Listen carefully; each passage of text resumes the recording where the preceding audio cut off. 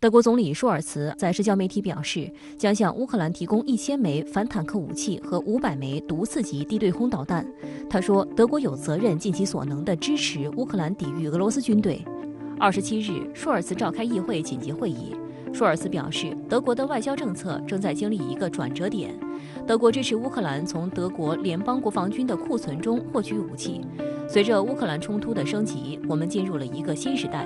联邦国防军需要新的、强大的能力来实现这一目标，建立一个高效、高现代化、先进的联邦国防军，可靠地保护德国。德国将为此设立一个特别基金——联邦国防军。2022年的联邦预算将为这一特别基金一次性提供1000亿欧元，并将这些资金用于必要的投资和军备项目。从现在开始，德国每年将把国内生产总值的2%以上用于国防。一天后，欧洲外交与安全政策高级代表博雷利就宣布，欧盟27个成员国已决定向乌克兰军队提供价值4.5亿欧元的一揽子武器装备，以及价值5000万欧元的燃料、防护设备等非致命性物资。其实此前，北约也宣布启动快速反应部队，以回应俄罗斯在乌克兰东部地区开展的特别军事行动。报道称，这是由北约成员国陆海空部队和特种部队组成的多国部队，首次作为防御措施被启动，可以迅速部署支持各成员国，但其启动仍不代表北约会向乌克兰直接派兵。从法律角度来讲，因为乌克兰1万美元和2亿美元的2批军事援助之后采取的进一步举措。自去年以来，美国向乌方提供的军事援助总价已超过10亿美元。除此之外，美国还加紧了在欧洲的军事部署。据美联社报道，作为白宫25号批准的一揽子计划的一部分，美国首次批准直接向乌克兰运送毒刺防空导弹。相关官员表示，目前尚不清楚这批导弹运抵的确切时间，但美方正努力进行相关安排。报道还称，毒刺导弹将用于击落直升机和其他飞机。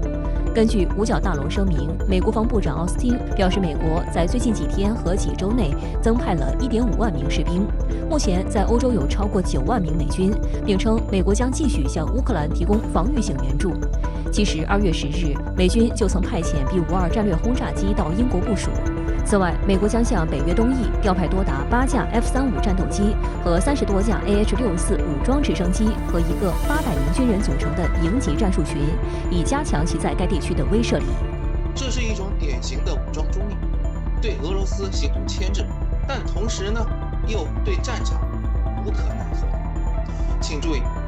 俄罗斯面对这样的一种不怀好意的旁观，其实早有准备。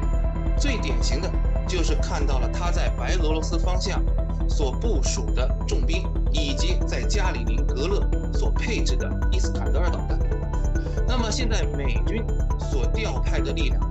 我个人认为，首先是北约团结的需要，以及北约东翼国家的积极诉求。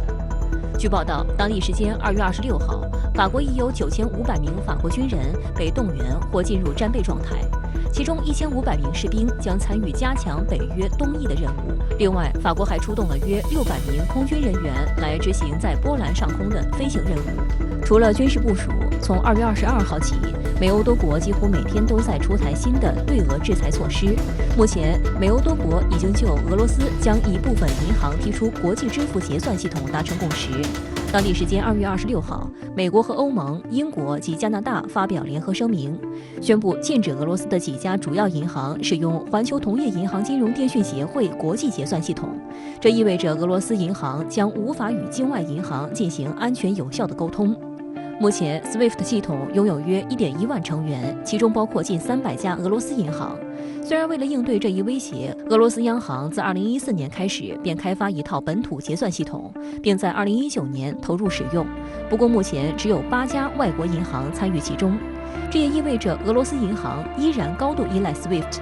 如果这些俄罗斯银行全部被移除出这一系统，其经济会立即受到重大影响。因此，外界将俄罗斯从 SWIFT 系统中移除，称为金融核弹。